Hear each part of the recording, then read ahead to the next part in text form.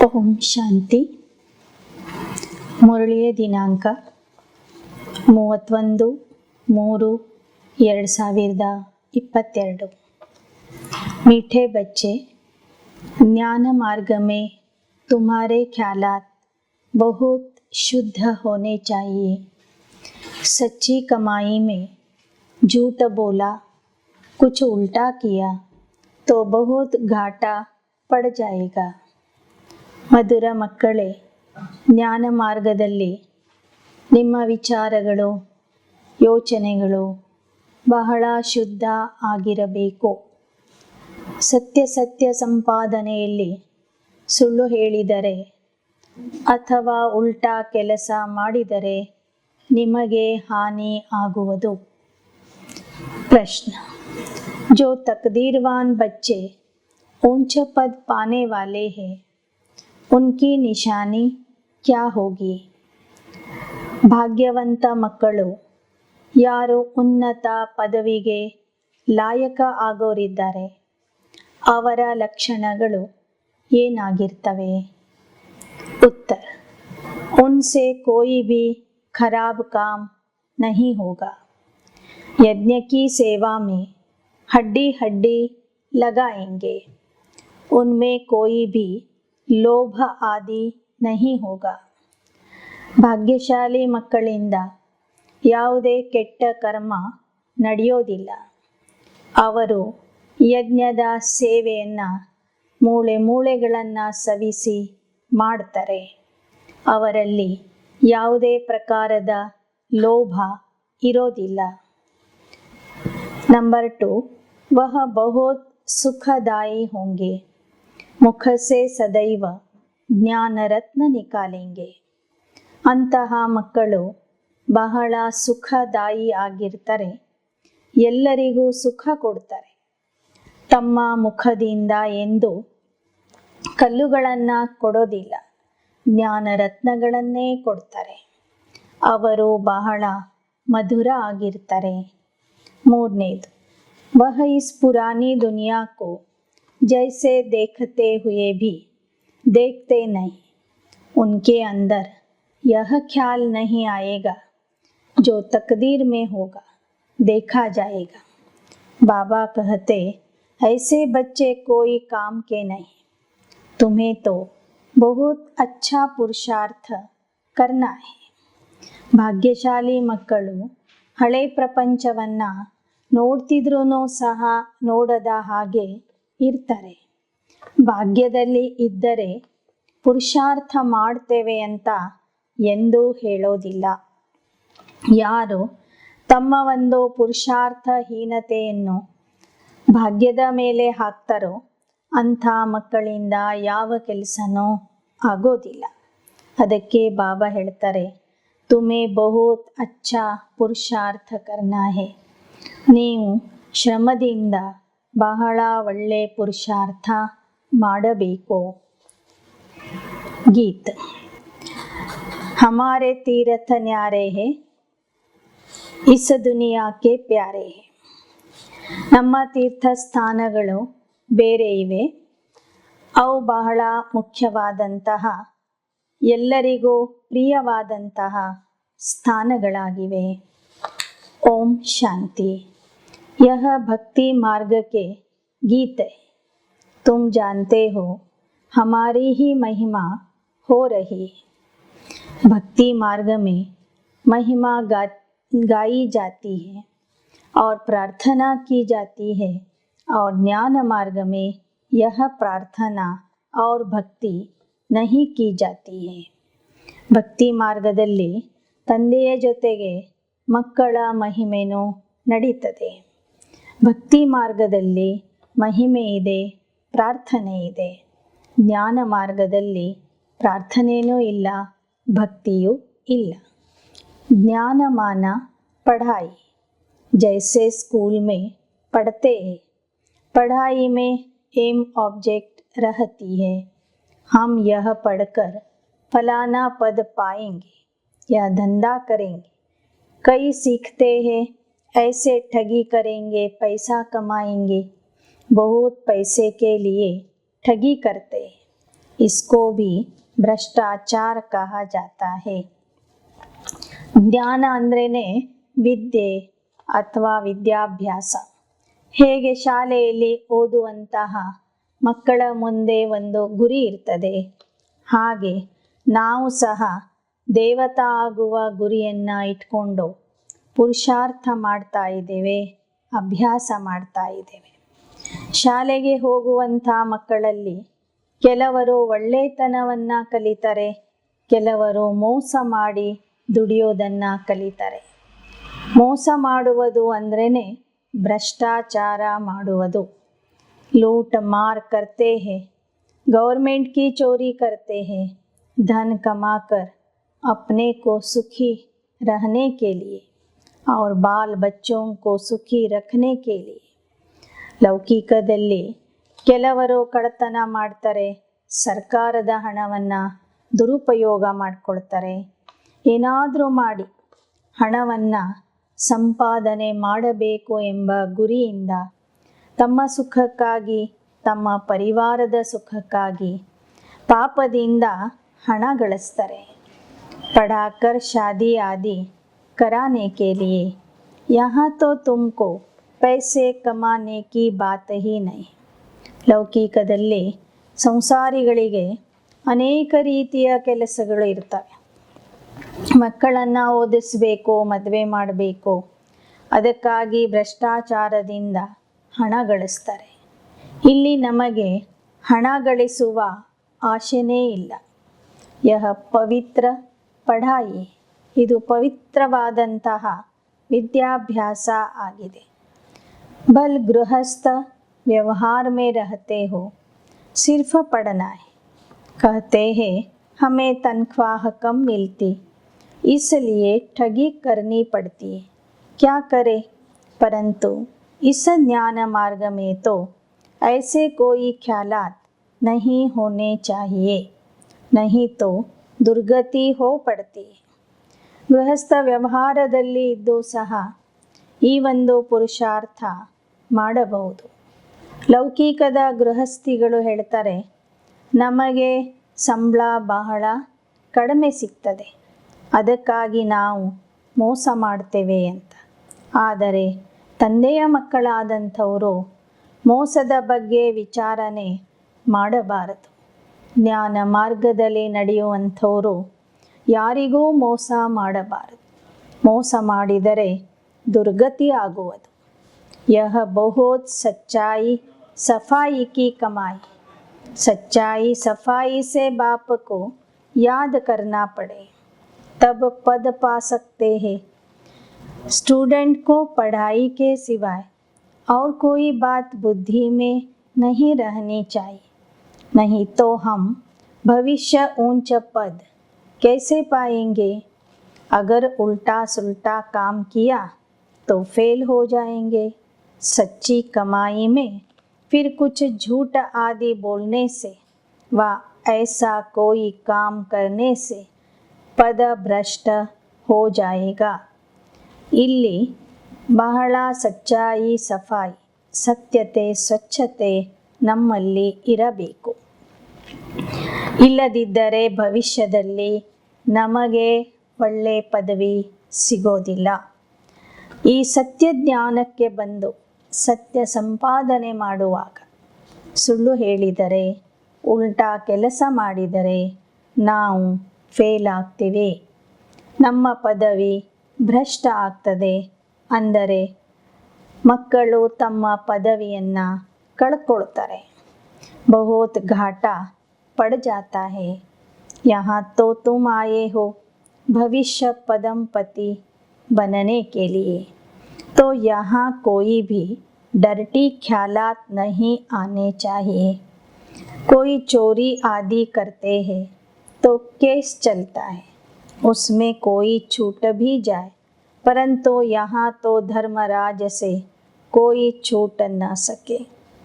ಬಾಬಾ ತಿಳಿಸ್ತಾ ಇದ್ದಾರೆ, ನೀವು ಇಲ್ಲಿಗೆ ಬಂದಿರುವುದು ಭವಿಷ್ಯದಲ್ಲಿ ಪದಂಪತಿ ಆಗುವುದಕ್ಕಾಗಿ.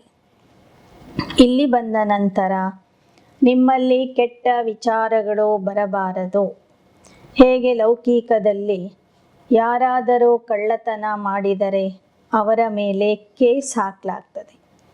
ಒಮ್ಮೊಮ್ಮೆ ಅವರು ಶಿಕ್ಷೆಯಿಂದ ಮುಕ್ತ ಆಗ್ತಾರೆ ಅಥವಾ ತಮ್ಮನ್ನು ತಾವು ಬಿಡಿಸ್ಕೊಳ್ತಾರೆ. ಆದರೆ ಧರ್ಮರಾಜನಿಂದ ಯಾರೂ ಸಹ ತಪ್ಪಿಸಿಕೊಳ್ಳಲು ಸಾಧ್ಯವಿಲ್ಲ. पापात्मा को बहुत सजा खानी पड़ती है. ऐसा कोई नहीं होगा जिसको सजा न खानी पड़ती हो. माया गिराती रहती, थप्पड़ मारती रहती, अंदर गंदे ख्यालात चलते. ಪಾಪಾತ್ಮರು ಶಿಕ್ಷೆಯಂತೂ ಅನುಭವಿಸಲೇಬೇಕು. ಯಾರೊಬ್ಬರೂ ಸಹ ಶಿಕ್ಷೆ ಇಲ್ಲದೆ ಮನೆಗೆ ಹೋಗುವಂತೆ ಇಲ್ಲ. ಮಾಯೆ ಅನೇಕರನ್ನು ಏಟು ಹಾಕಿ ಬೀಳಿಸ್ತಾ ಇರ್ತದೆ. ಅನೇಕರಲ್ಲಿ ಕೆಟ್ಟ ಕೆಟ್ಟ ವಿಚಾರಗಳು ಬರ್ತವೆ. यहाँ से कुछ पैसा उठावे, पता नहीं ठहर सके व नहीं ठहर सके, कुछ इकट्ठा करके रखे. अब यह है ಈಶ್ವರೀಯ ದರ್ಬಾರ್. ಮಕ್ಕಳಲ್ಲಿ ವಿಚಾರ ಬರ್ತದೆ, ಹಣ ಸಂಗ್ರಹ ಮಾಡಿ ಇಟ್ಕೋಬೇಕು. ನಾಳೆ ನಾವು ಯಜ್ಞದಲ್ಲಿ ಇರ್ತೀವೋ ಇಲ್ಲವೋ, ಮುಂದಿನ ಭವಿಷ್ಯಕ್ಕಾಗಿ ಯಜ್ಞದಿಂದ ಸ್ವಲ್ಪ ಸ್ವಲ್ಪ ಹಣ ತೆಗೆದುಕೊಂಡು ತಮ್ಮ ಹತ್ತಿರ ಜಮಾ ಮಾಡಿಕೊಳ್ತಾರೆ. ಬಾಬಾ ಹೇಳ್ತಾರೆ, ಇದು ಈಶ್ವರೀಯ ದರ್ಬಾರ ಆಗಿದೆ. ರೈಟ್ ಹ್ಯಾಂಡ್ ಫಿರ್ ಧರ್ಮರಾಜ ಬಿ ಉನ್ಕಿ ಸಜಾಯೆ ತೋ 100 ಗುಣ ಜ್ಯಾದಾ ಹೈ. ಇದು ಈಶ್ವರೀಯ ರಾಜ್ಯ ಸಭೆ ಆಗಿದೆ. ಇಲ್ಲಿ ಪರಮಾತ್ಮನ ಬಲಗೈಯಾಗಿ ಧರ್ಮರಾಜ ಇದ್ದಾನೆ. ಅವನಿಂದ ತಪ್ಪು ಮಾಡಿದವರಿಗೆ 100ಕ್ಕೆ 100ರಷ್ಟು ಶಿಕ್ಷೆಯ ಪ್ರಾಪ್ತಿಯಾಗ್ತದೆ. ನಯೇ ನಯೇ ಬಚ್ಚೋं को शायद मालूम न भी हो, इसलिए ಬಾಬಾ ಸಾವಧಾನ್ ಕರ್ತೆ ಹೇ. ಹೊಸ ಹೊಸ ಮಕ್ಕಳಿಗೆ ಕೆಲವು ವಿಚಾರಗಳು ಗೊತ್ತಿರೋದಿಲ್ಲ. ಅದಕ್ಕಾಗಿ ಬಾಬಾ ಮತ್ತೆ ಮತ್ತೆ ಎಚ್ಚರಿಕೆ ಕೊಡ್ತಾ ಇರ್ತಾರೆ. ತುಮ್ ಬಚ್ಚೋं के ख्यालात बड़े शुद्ध होने चाहिए. बहुत बच्चे लिखते हैं, बाबा आपका फरमान है कि गृहस्थ व्यवहार में सिर्फ मुझे याद कर. ಬಾಬನ ಆದೇಶ ಇದೆ, ಮಕ್ಕಳೇ ಗೃಹಸ್ಥ ವ್ಯವಹಾರದಲ್ಲಿ ಇದ್ದು ನನ್ನನ್ನು ನೆನಪು ಮಾಡಿರಿ, ಶುದ್ಧತೆಯಿಂದ ಇರಿ. ಶ್ರೀಮತ್ ಬಿಗರ್ कोई भी काम नहीं करो, परंतु हमको तो व्यवहार में बहुत कुछ करना पड़ता है, नहीं तो हम गुजारा कैसे करें. ತಂದೆ ಹೇಳ್ತಾರೆ, ಶ್ರೀಮತ ಬಿಟ್ಟು ಯಾವ ಕೆಲಸನೂ ಮಾಡಬೇಡಿ, ಶ್ರೀಮತಕ್ಕೆ ವಿರುದ್ಧವಾದ ಕರ್ಮಗಳನ್ನು ಮಾಡಬೇಡಿ. ಆದರೆ ಗೃಹಸ್ಥ ವ್ಯವಹಾರದಲ್ಲಿ ಇರುವಂಥವರು ಹೇಳ್ತಾರೆ, ಬಾಬಾ ವ್ಯಾಪಾರದಲ್ಲಿ ನಾವು ಸುಳ್ಳು ಹೇಳಬೇಕಾಗ್ತದೆ, ಹೆಚ್ಚು ಕಡಿಮೆ ಮಾಡಬೇಕಾಗ್ತದೆ, ಇಲ್ಲದಿದ್ದರೆ ನಮ್ಮ ಜೀವನನೇ ನಡೆಯೋದಿಲ್ಲ ಅಂತ. इतने थोड़े रुपयों से इतने सदस्य कैसे चल सकेंगे, भूखा रहना पड़ेगा.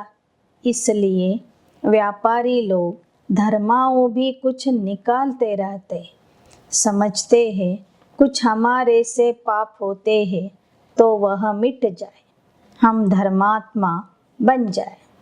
ವ್ಯಾಪಾರಸ್ಥರು ಸಹ ಸುಳ್ಳು ಹೇಳಿ ಹೆಚ್ಚಿನ ಲಾಭವನ್ನು ತಗೊಳ್ತಾ ಇರ್ತಾರೆ. ಸರಿಯಾಗಿ ವ್ಯಾಪಾರ ಸತ್ಯತೆಯಿಂದ ಪ್ರಾಮಾಣಿಕತೆಯಿಂದ ಮಾಡಿಬಿಟ್ರೆ ನಾವೆಲ್ಲರೂ ಉಪವಾಸ ಇರಬೇಕಾಗ್ತದೆ ಅಂತಲೂ ಹೇಳ್ತಾರೆ. ಅದಕ್ಕಾಗಿ ಮೋಸ ಮಾಡಿ ದುಡಿದಿದ್ದನ್ನು ಧರ್ಮಾರ್ಥವಾಗಿ ಸ್ವಲ್ಪ ಸ್ವಲ್ಪ ತೆಗೆದಿಡ್ತಾರೆ. ಮಾಡಿದ ಪಾಪ ಸ್ವಲ್ಪಾದರೂ ಅಳಿಸಿ ಹೋಗಲಿ ಎಂಬ ಉದ್ದೇಶದಿಂದ ದಾನ ಧರ್ಮನೂ ಮಾಡ್ತಾರೆ. धर्मात्मा पुरुष से बहुत पाप नहीं होता, क्योंकि धर्मात्मा पाप से कुछ डरते.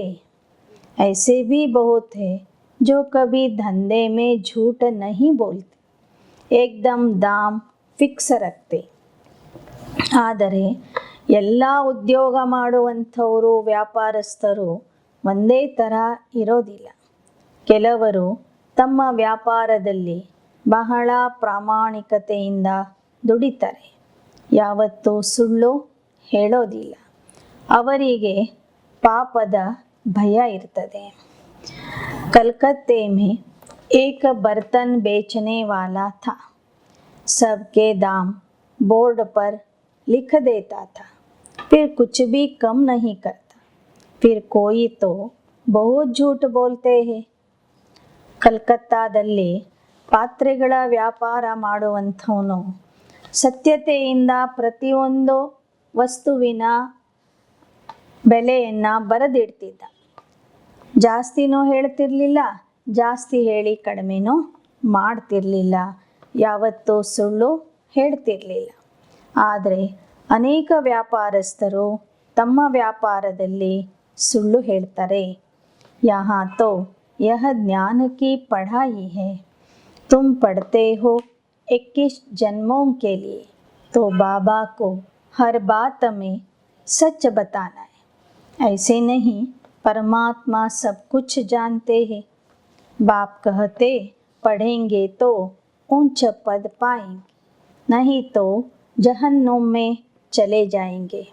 हम थोड़े ही बैठ देखेंगे कि तुम क्या क्या पाप करते हो. जो कुछ करते हो अपने लिए, अपना ही पद भ्रष्ट करते हो. नाम तो है पापात्ಮ ಪುಣ್ಯಾತ್ಮ. ಬಾಬಾ ಹೇಳ್ತಾರೆ, ಪ್ರತಿಯೊಂದು ವಿಷಯದಲ್ಲಿ ನೀವು ಸತ್ಯವನ್ನೇ ಹೇಳಬೇಕು, ಸತ್ಯವನ್ನೇ ನುಡಿಬೇಕು. ಇಲ್ಲದಿದ್ದರೆ ನರಕಕ್ಕೆ ಹೋಗ್ತೀರಿ. ನಾನು ಕುಳಿತು ನಿಮ್ಮ ಪಾಪಗಳನ್ನು ನೋಡೋದಿಲ್ಲ. ಪಾಪ ಮಾಡಿದವರು ಅದರ ಶಿಕ್ಷೆಯನ್ನು ತಾವೇ ಅನುಭವಿಸ್ತಾರೆ. बाप आकर पुण्य आत्मा बनाते तो कोई पाप नहीं होना चाहिए. बच्चों के लिए तो पाप का 100 गुना दंड हो जाएगा. बड़ा घाटा होता है ना. ಬಾಬಾ ಹೇಳ್ತಾರೆ, ನೀವು ಪುಣ್ಯಾತ್ಮ ಆಗ್ತಿದ್ದೀರಿ ಅಂದರೆ ಪಾಪ ಒಂದೂ ಮಾಡಬಾರ್ದು. ಒಂದು ವೇಳೆ ನೀವು ಪಾಪ ಮಾಡಿದರೆ 100ಕ್ಕೆ 100ರಷ್ಟು ಶಿಕ್ಷೆ ಪಡಿಬೇಕಾಗ್ತದೆ. बच्चे कोई काम के नहीं जो ऐसे ख्याल रखते कि जो होगा सो देखा जाएगा. अब तो कर ले, ಈಗಂತೂ ಮಜಾ ಮಾಡಿ ಬಿಡೋಣ, ಮುಂದೆ ನೋಡಿದರೆ ಆಯಿತು ಅಂತ ಯಾವ ಮಕ್ಕಳು ಈ ಥರ ಅಲಕ್ಷ್ಯದ ಮಾತುಗಳನ್ನು ಆಡ್ತಾರೆಯೋ ಅಂಥ ಮಕ್ಕಳಿಂದ ಯಾವುದೇ ರೀತಿಯ ಸೇವೆ ಆಗೋದಿಲ್ಲ. ಅಂಥ ಮಕ್ಕಳು ಯಾವ ಕೆಲಸಕ್ಕೂ ಬರೋದಿಲ್ಲ. बाप कहते पुरानी दुनिया को बिल्कुल ही भूल जाना है. देखते हुए जैसे देखते नहीं. हम एक्टर हैं, नाटक पूरा होता है, अब वापस जाना है. जितनी सर्विस करेंगे उतना पद पाएंगे. अभी प्रदर्शनी मेले की सर्विस निकली है. ऊंच पद पाने के जो पुरुषार्थी होंगे उन्हों को ख्याल चलता रहेगा कि जाकर सुने, सीखे कैसे भिन्न भिन्न रीति से समझाते. वह चक्र लगाते रहेंगे, सुनते रहेंगे फलाना कैसे समझाते हैं. ಸೇವಾಧಾರಿ ಮಕ್ಕಳು ಎಲ್ಲಿಯೇ ಸೇವೆ ಇದ್ರೂ ಅಲ್ಲಿ ಹೋಗಿ ತಿಳ್ಕೊಳ್ತಾರೆ, ಬೇರೆಯವರಿಂದ ಕಲಿತಾರೆ. ऐसे सुनते सुनते बुद्धि का ताला खुल जाएगा. बहुत लिखते हैं, प्रदर्शनी से हमारी बुद्धि का ताला खुल गया है. अन्य ಸೇವಾಧಾರಿ ಮಕ್ಕಳು ಸೇವೆ ಮಾಡೋದನ್ನು ನೋಡಿ ಉಳಿದವರು ಕಲಿತಾರೆ, ಕೇಳಿ ಕೇಳಿ ತಿಳ್ಕೊಳ್ತಾರೆ. ಕೇಳುವುದರಿಂದ ಅವರ ಬುದ್ಧಿಯ ಬೀಗವೂ ಸಹ ತೆರೆಯಲ್ಪಡ್ತದೆ. बाबा ने बहुत मदद की, परंतु किनको पता नहीं पड़ता. समझते हमने बहुत अच्छा समझाया. ಒಮ್ಮೊಮ್ಮೆ ಜ್ಞಾನ ಹೇಳುವುದಕ್ಕೆ ಬಾಬಾನೇ ಬಂದು ಸಹಾಯ ಮಾಡಿರ್ತಾರೆ.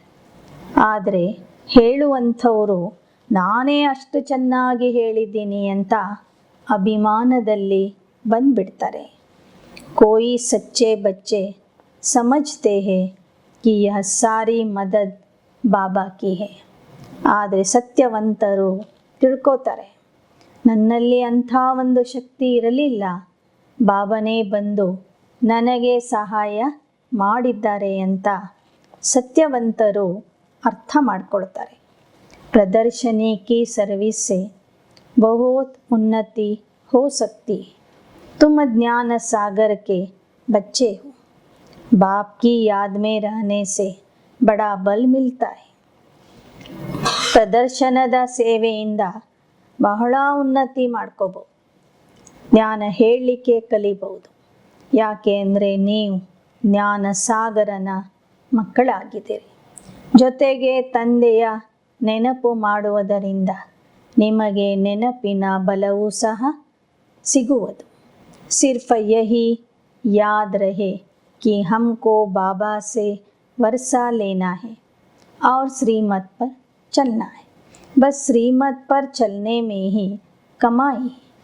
बाकी इस दुनिया में तो कोई काम की चीज़ नहीं है, सब खत्म होना है.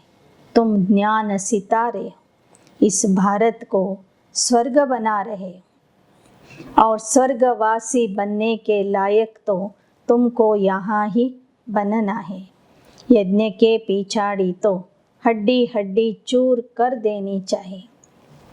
ನಿಮಗೀಗ ತಿಳಿದಿದೆ ಈ ಪ್ರಪಂಚ ವಿನಾಶ ಆಗಲಿದೆ. ನೀವೆಲ್ಲರೂ ಜ್ಞಾನ ನಕ್ಷತ್ರಗಳಾಗಿದ್ದೀರಿ, ಭಾರತವನ್ನು ಸ್ವರ್ಗ ಮಾಡ್ತಾ ಇದ್ದೀರಿ. ಈ ಯಜ್ಞದ ಸೇವೆ ಮಾಡುವುದರಿಂದ ಸ್ವರ್ಗದಲ್ಲಿ ನಿಮಗೆ ಉನ್ನತ ಪದವಿ ಸಿಗುವುದು. ಅದಕ್ಕಾಗಿ ಮೂಳೆ ಮೂಳೆಗಳನ್ನು ಸವಿಸಿ ಯಜ್ಞದ ಸೇವೆ ಮಾಡಬೇಕು. ಉನ್ಕೋ ಫಿರ್ और कोई लोभ नहीं रहेगा. जिनकी तकदीर में नहीं उनसे फिर खराब काम होते रहेंगे. ಯಾರು ನಿಜವಾದ ಸೇವಾಧಾರಿಗಳು ಇರ್ತಾರೆ ಅವರಲ್ಲಿ ಲೋಭ ಇರೋದಿಲ್ಲ. ಆದರೆ ಯಾರ ಅದೃಷ್ಟದಲ್ಲಿ ಶ್ರೇಷ್ಠ ಪದವಿ ಇರೋದಿಲ್ಲವೋ ಅವರಿಂದ ಕೆಟ್ಟ ಕಾರ್ಯಗಳು ನಡೀತವೆ. यहाँ तो तुमको सुखदाई बनना है. बाप सुखदाई बनाने आया है, तुम भी सुखदाई बनो. ಇಲ್ಲಿ ನೀವು ಸುಖದಾಯಿ ಆಗಬೇಕು. ಶಿವ ಬಾಬಾ ಸುಖದಾಯಿ ಆಗಿದ್ದಾರಂದರೆ ನೀವು ಸುಖದಾಯಿ ಆಗಬೇಕು. ಮುಖದಿಂದ ಜ್ಞಾನ ರತ್ನಗಳನ್ನೇ ಕೊಡಬೇಕು. ಶೈತಾನಿ ಕಿ कोई बात नहीं निकलेगी. झूठ बोलने से तो कुछ न बोलना अच्छा है. ಬಾಬಾ ಹೇಳ್ತಾರೆ, ಆಸುರಿ ಮಾತುಗಳು ನಿಮ್ಮಿಂದ ಬರಲೇಬಾರದು, ಸುಳ್ಳಂತೂ ಹೇಳಲೇಬಾರದು. ಸುಳ್ಳು ಹೇಳೋದಕ್ಕಿಂತ ಸುಮ್ಮನೆ ಇರುವುದು, ಶಾಂತಿಯಿಂದ ಇರುವುದೇ ಬಹಳ ಒಳ್ಳೆಯದು. बहुत मीठा बनना है, माँ बाप का शो करना है. बाबा के लिए लिखा है, सदगुरु का निंदक ठौर न पाए. जहाँ भी कड़वापन अवगुण आदि नहीं होना चाहिए. ಬಾಬಾ ಹೇಳ್ತಾರೆ, ಬಹಳ ಮಧುರ ಆಗಬೇಕು. ಮಮ್ಮ ಮತ್ತು ಬ್ರಹ್ಮ ಬಾಬೋರ್ನ ನಮ್ಮ ಮೂಲಕ ಪ್ರತ್ಯಕ್ಷ ಮಾಡಬೇಕು. ಪರಮಾತ್ಮನ ಬಗ್ಗೆ ಬರೆದಿದ್ದಾರೆ, ಸದ್ಗುರುವಿನ ನಿಂದಕನಿಗೆ 3 ಲೋಕದಲ್ಲಿ ಸ್ಥಾನ ಇಲ್ಲ ಅಂಥೇಳಿ. ಆ ಥರ ನೀವು ಮಕ್ಕಳು ಸದಾ ಮಧುರವಾಗಿ ಇರಬೇಕು. ನಿಮ್ಮಲ್ಲಿ ಅವಗುಣ, ಕೊರತೆ, ಅಭಾವ, ಕಹಿ ಮಾತು, ಸುಳ್ಳು ಮಾತುಗಳು ಇವು ಯಾವುದು ಇರಬಾರದು. बहुत है जिनको थोड़ी चीज़ नहीं मिलती तो एकदम बिगड़ पड़ते हैं, परंतु बच्चों को परीक्षा समझ ಶಾಂತ ಮೇ रहना चाहिए. ಬಹಳ ಮಕ್ಕಳು ಸಣ್ಣ ವಸ್ತು ಸಿಗದೇ ಇದ್ದಾಗ ಸ್ಥಿತಿಯನ್ನೇ ಕೆಡಿಸಿಕೊಳ್ಳುತ್ತಾರೆ. ಬಾಬಾ ಹೇಳ್ತಾರೆ, ಅದು ಪರೀಕ್ಷೆ ಅಂತ ತಿಳ್ಕೊಂಡು ಶಾಂತಿಯಿಂದ ಇರಬೇಕು. बड़े बड़े ऋषि मुनि कहते थे, हम ईश्वर को नहीं जानते. अगर यह लोग ऐसे कहे तो कोई इनको माने ही नहीं।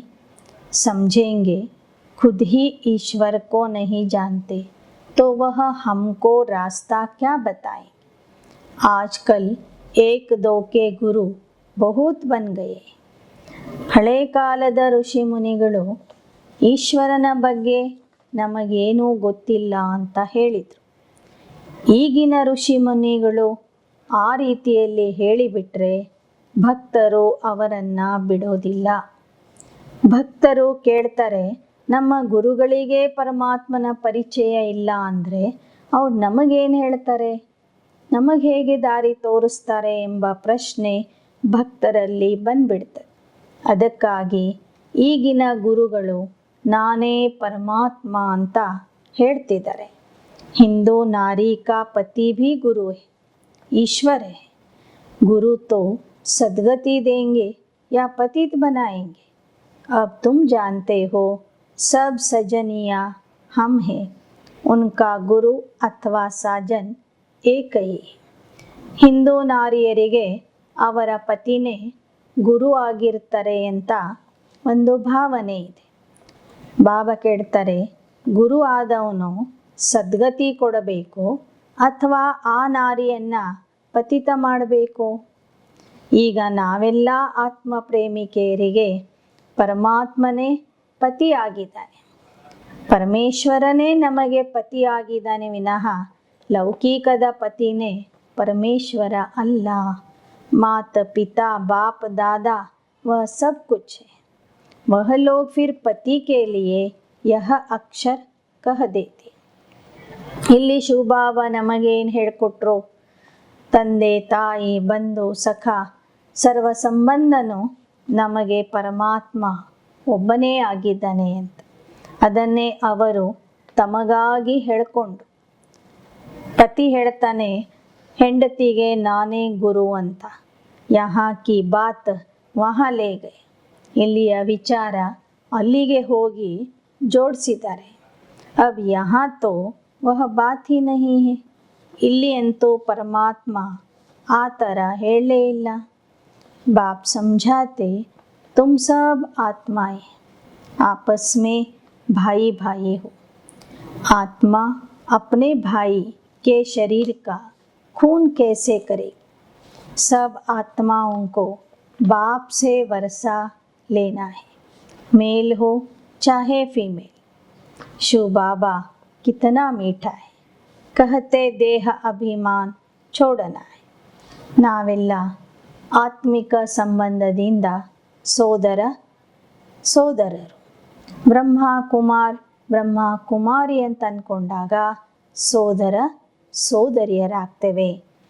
ಒಂದು ವೇಳೆ ನಾವೆಲ್ಲರೂ ಸೋದರರು ಅಂತ ತಿಳ್ಕೊಂಡ್ರೆ ಒಬ್ಬ ಸೋದರ ಮತ್ತೊಬ್ಬ ಸೋದರನ ಕೊಲೆ ಹೇಗೆ ಮಾಡ್ತಾನೆ, ಯಾಕೆ ಮಾಡಬೇಕು? ಆದರೆ ಈ ವಿಚಾರ ಜನರಿಗೆ ಗೊತ್ತಿಲ್ಲದೆ ಇರುವ ಕಾರಣ ಇವತ್ತು ಪ್ರಪಂಚದಲ್ಲಿ ಅನೇಕ ಯುದ್ಧಗಳು, ಕಲಹಗಳು, ಪರಸ್ಪರರ ಕೊಲೆ ಮಾಡುವುದು ಇದು ಎಲ್ಲವೂ ಸಹ ನಡೀತಾ ಇದೆ.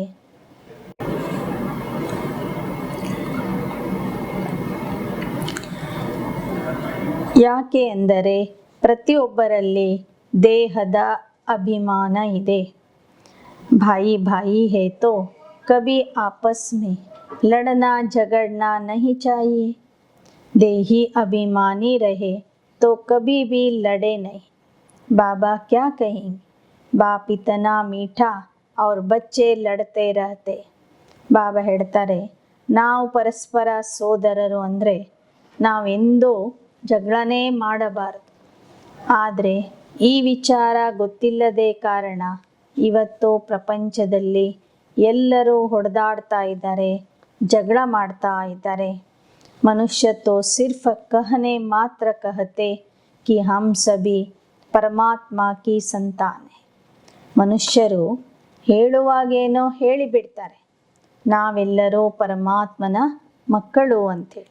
ಆದರೆ ಆಚರಣೆಯಲ್ಲಿ ಆ ವಿಚಾರ ಬರೋದಿಲ್ಲ. ಬಾಪ್ ಕಹತೆ ದೇಹ ಅಭಿಮಾನ್ ಕೋ छोड़ो, अब वापस जाना है। जैसा बाप मीठा और लवली है वैसे ही तुमको बनना है। बाप कितना निरहंकारी है, कहते मैं तुम्हारा बाप, ಟೀಚರ್, ಗುರು ಸಬ್ ಕುಚ್ ಹೂಂ. ಬಾಬಾ ಹೇಳ್ತಾರೆ, ನಾನು ಹೇಗೆ ಮಧುರ ಇದ್ದೀನಿ ಹಾಗೆ ನೀವು ಮಕ್ಕಳು ಸಹ ಮಧುರ ಆಗ್ರಿ, ನನ್ನ ಸುಪುತ್ರರಾಗ್ರಿ. ನಾನೆಷ್ಟು ನಿರಹಂಕಾರಿ ಇದ್ದೇನೆ ಹಾಗೆ ನೀವು ಸಹ ನಿರಹಂಕಾರಿಗಳು ಆಗಿರಿ. पहले यह घड़ी आदि नहीं थी. बाबा याद करते हैं कि यह ड्रामा है. रेती पर टाइम देखते थे. यह साइंस जो कुछ बन रहा है यह तुम्हारे लिए. ಬಾಬಾ ಈ ನಾಟಕದ ವಿಚಾರವನ್ನು ಹೇಳ್ತಾ ಇದ್ದಾರೆ. ಮೊದಲಿನ ಕಾಲದಲ್ಲಿ ಈ ಗಡಿಯಾರಗಳು ಇರ್ತಿರ್ಲಿಲ್ಲ. ಮರಳು ಹಾಕಿ ಸಮಯವನ್ನು ಗುರುತಿಸ್ತಿದ್ರು. ಇವತ್ತು ವಿಜ್ಞಾನದಿಂದ ಎಲ್ಲವೂ ಸಿದ್ಧ ಆಗಿದೆ. ಈ ವಿಜ್ಞಾನದ ಪ್ರಗತಿಯೂ ಸಹ ನಿಮಗಾಗಿ ಆಗ್ತಾ ಇದೆ. यह साइंस वाले कोई ज्ञान नहीं लेंगे, उनको आना ही प्रजा में. ಆದರೆ ಈ ವಿಜ್ಞಾನಿಗಳು ನಿಮ್ಮ ಥರ ಜ್ಞಾನ ತಿಳ್ಕೊಂಡು ಪುರುಷಾರ್ಥ ಮಾಡೋದಿಲ್ಲ. ಕೇವಲ ನಿಮ್ಮ ರಾಜ್ಯದ ಸ್ಥಾಪನೆಗಾಗಿ ಪ್ರಜೆಗಳಾಗಿ ಬರ್ತಾರೆ. महल आदि बनाने वाली प्रजा ही होगी ना. ಅರಮನೆಗಳನ್ನು ಕಟ್ಟುವಂಥವರು ಪ್ರಜೆಗಳೇ ಆಗಿರ್ತಾರೆ ವಿನಃ ರಾಜರು ಅಲ್ಲ.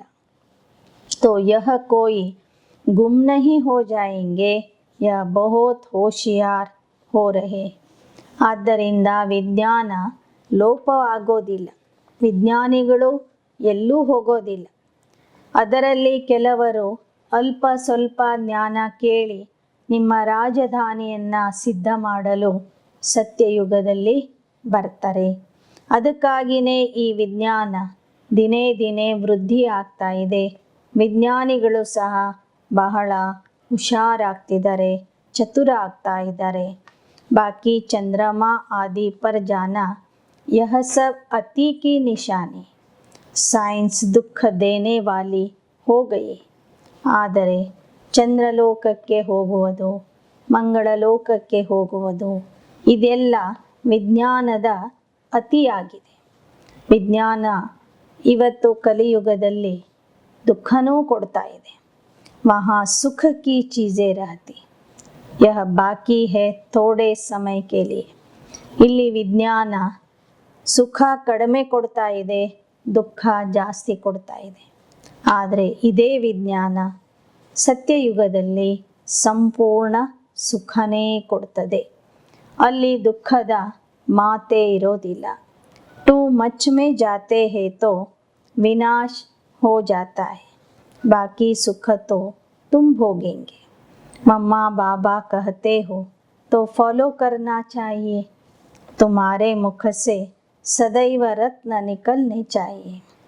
ಬಾಬಾ ಹೇಳ್ತಾರೆ, ವಿಜ್ಞಾನ ಯಾವಾಗ ಅತಿಯಾಗಿ ಬಿಡ್ತದೆ, ಅತಿಯಾಗಿ ಮುಂದುವರಿತದೆ, ಆಗ ವಿನಾಶ ಆಗ್ತದೆ. ನಂತರ ಅದೇ ವಿಜ್ಞಾನದಿಂದ ನೀವು ಸುಖವನ್ನು ಅನುಭವಿಸ್ತೀರಿ.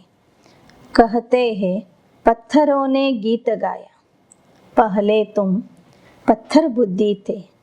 बाबा ने आकर पत्थर बुद्धि से पारस बुद्धि बनाए.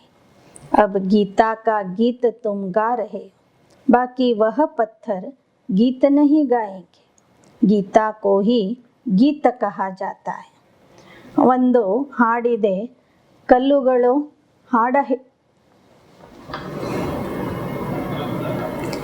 ಒಂದು ಗೀತೆ ಇದೆ, ಅದರಲ್ಲಿ ಬರ್ತದೆ ಕಲ್ಲುಗಳು ಸಂಗೀತ ಹಾಡಿದವು ಅಂತ.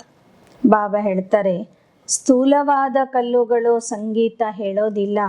ನೀವೆಲ್ಲ ಕಲ್ಲು ಬುದ್ಧಿ ಮಕ್ಕಳು ಈಗ ಪಾರಸ ಬುದ್ಧಿಯಾಗಿ ಸತ್ಯ ಗೀತಾ ಜ್ಞಾನದ ಹಾಡನ್ನು ಹೇಳ್ತಾ ಇದ್ದೀರಿ.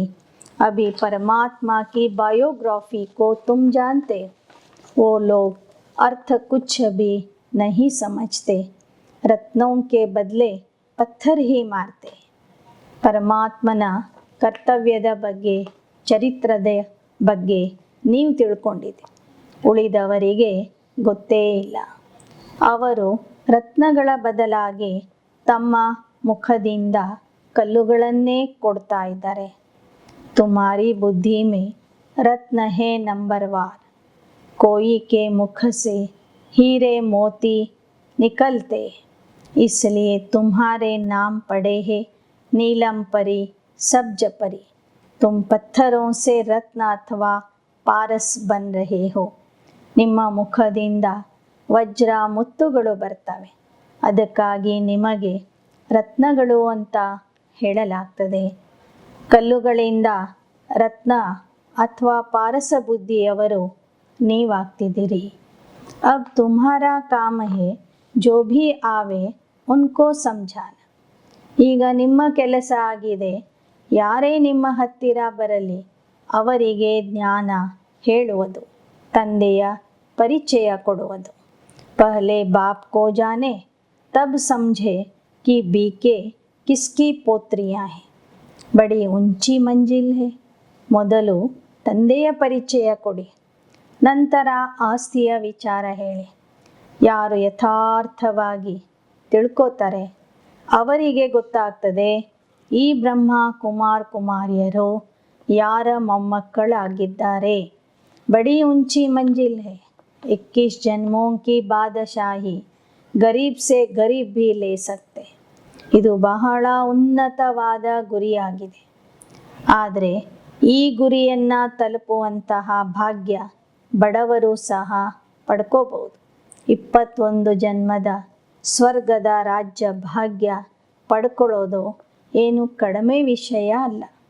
विश्व का मालिक बनना कम बात है क्या, श्रीमत पर चलना है. भगवान खुद कुर्बान जाते हैं बच्चों.